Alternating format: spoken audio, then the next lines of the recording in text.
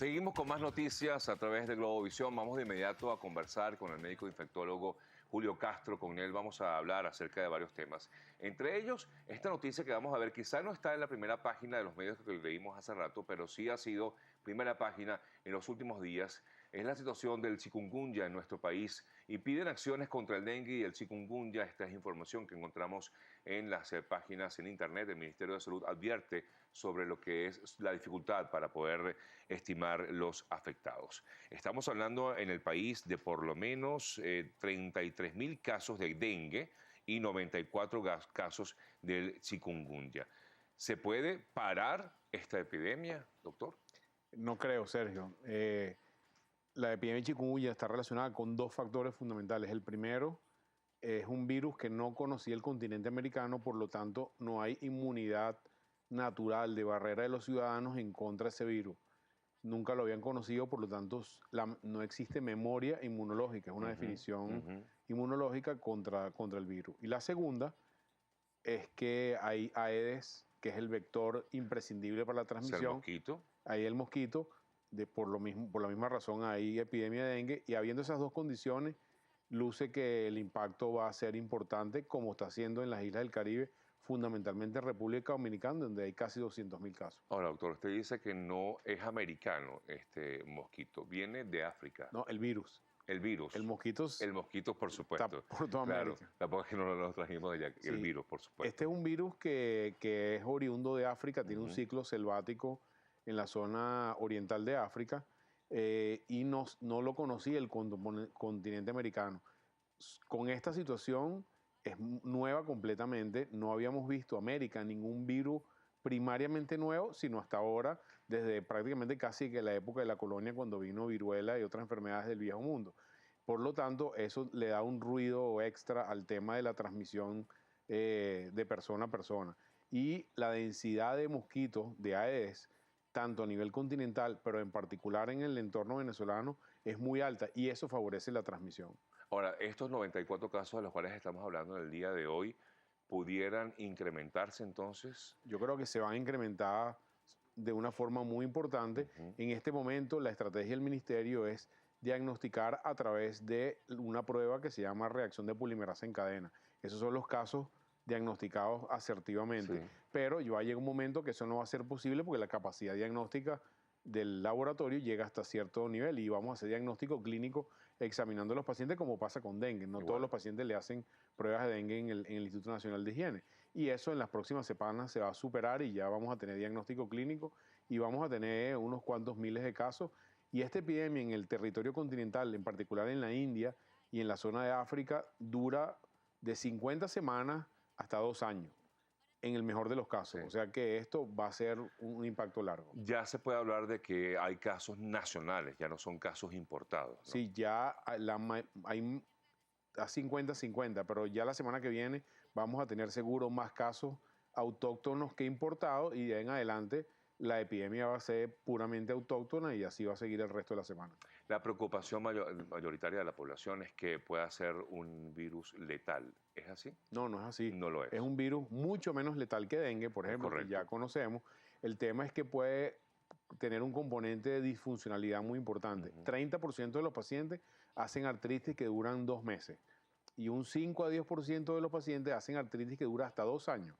Artritis que deforma la articulación. Entonces, un número importante de personas pueden quedar, digamos, con dificultades. O sea, puede tener consecuencias no inmediatas, sino más bien a largo plazo. Entonces, a pesar de que no es muy mortal, tiene esta complejidad de que te puede dejar una disfunción para escribir, para mover un brazo, una pierna, la cadera, una rodilla, y puede durar meses o años inclusive. Sí, pero ¿y cuando se ven de inmediato, en todo caso, estos efectos? El síntoma diferencial en relación a dengue y chikungunya, que son virus muy parecidos en los síntomas, es que chikungunya produce una afectación primaria por las articulaciones, fundamentalmente grandes articulaciones, rodilla, cadera, tobillo, y un dolor de espalda que es bastante notorio. Acompañado de la fiebre, por supuesto. Tiene que tener fiebre. El 100% de los pacientes tiene fiebre, y ese dolor es muy característico de las articulaciones. Por lo demás es bastante parecido.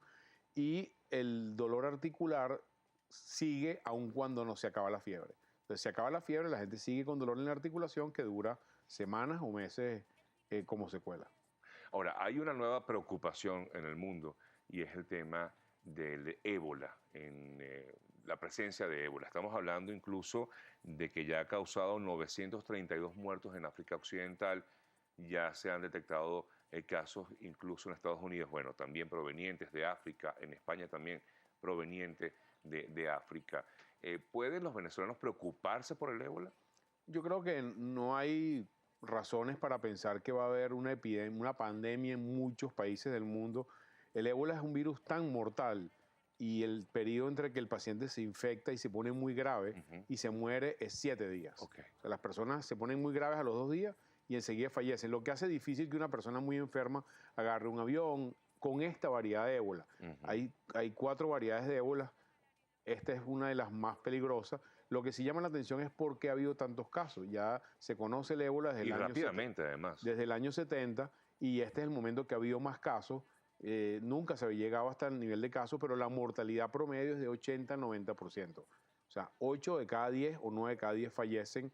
La gente empieza a sangrar por todas partes y Ujú. no hay tratamiento, solamente se hacen medidas de soporte general y la tasa de infección de persona a persona, sobre todo las personas que cuidan y atienden a esos enfermos, es altísima porque se transmite a través de los fluidos, sangre, semen, saliva, sudor, lágrimas, inclusive los muertos, los fallecidos, pueden hasta 2 días después de fallecer todavía contagiar la enfermedad. Entonces el manejo es difícil. Por eso fue que se contagiaron en todo caso estos médicos y misioneros que están Estaban enfocados. atendiendo pacientes Ujú. fundamentalmente en Liberia, Sierra Leona y Guinea, que son los países más afectados, pero la mayoría de los casos en este momento están relacionados a un eje del río, el río Mano. Es un río que atraviesa de norte a sur la zona occidental de África.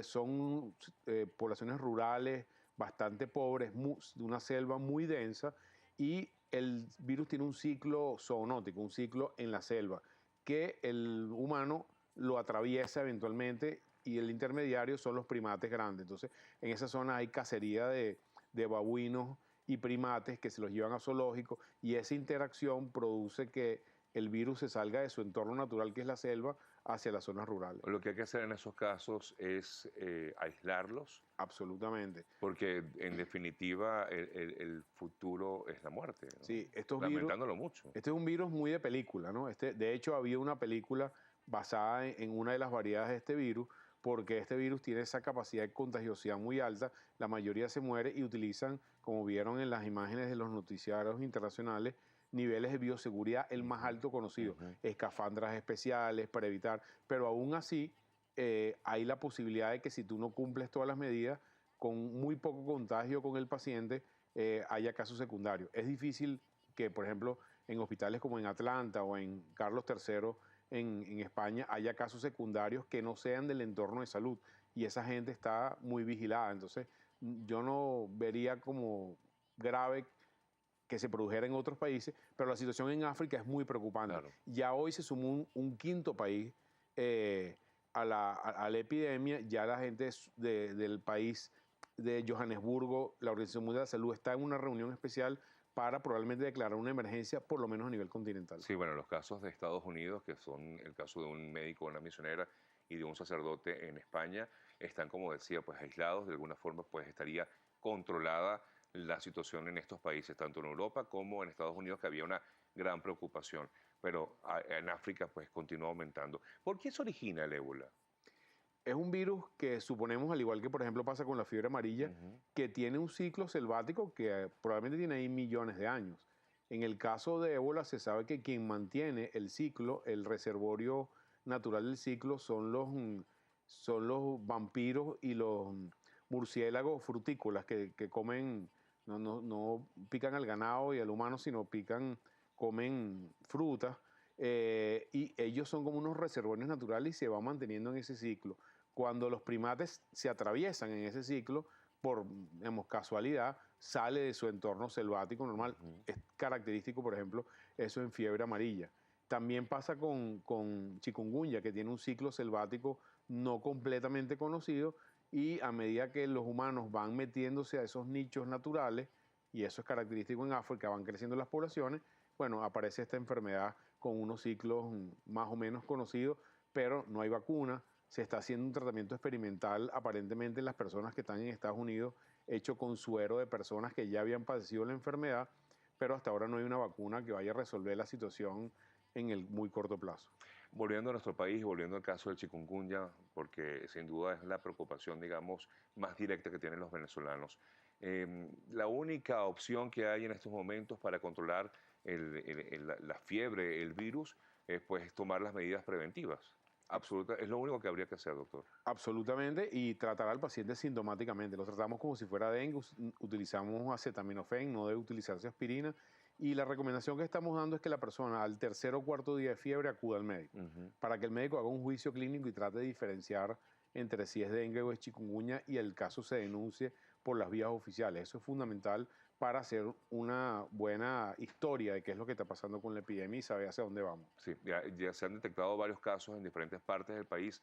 En Caracas se detectaron, de hecho, 2 recientes en el Hatillo, también importados de República Dominicana. Sí, sí, esos casos eran 2 personas que habían venido a una reunión de República Dominicana, se infectaron allá, pero por ejemplo nos notificaron ayer que tenemos una persona que trabaja en el municipio Sucre, pero vive en el estado Aragua, que es donde ha habido el mayor número de casos. Correcto. La densidad en Aragua es muy importante, pensamos que tiene relación con la densidad de la Aedes en el estado Aragua, pero bueno, la gente se mueve, pues estamos en vacaciones, trabajan en Aragua y viven en Miranda, esas cosas pasan. Una última consulta, doctor. Una persona que comienza a sentir los síntomas de la fiebre, del chikungunya, ¿qué debe hacer?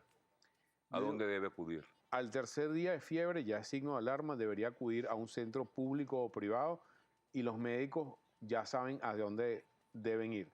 La denuncia debe ir hacia el sistema de salud público, que es el distrito sanitario correspondiente. Entonces, si va a una clínica privada, en la emergencia sabe que tienen que denunciarlo a la unidad sanitaria.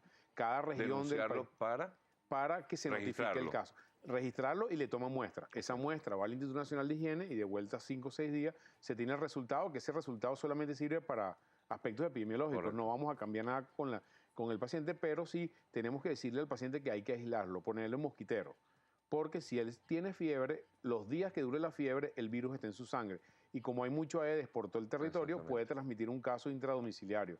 Entonces la persona que tiene fiebre, mira, use mosquitero, no vaya para el trabajo, quédese en la casa, cuidado con los niños pequeños, con las personas mayores, utilice todas las medidas, busque el Aedes en su casa, las larvas están intradomiciliario, el combate tiene que ser contra las larvas dentro de la casa. Así es, doctor, de verdad que agradecidos por este tiempo y darnos su punto de vista acerca de lo que es tanto la fiebre de chikungunya y ahora este virus de ébola que hay en el mundo entero. Muchas gracias, doctor Julio Castro.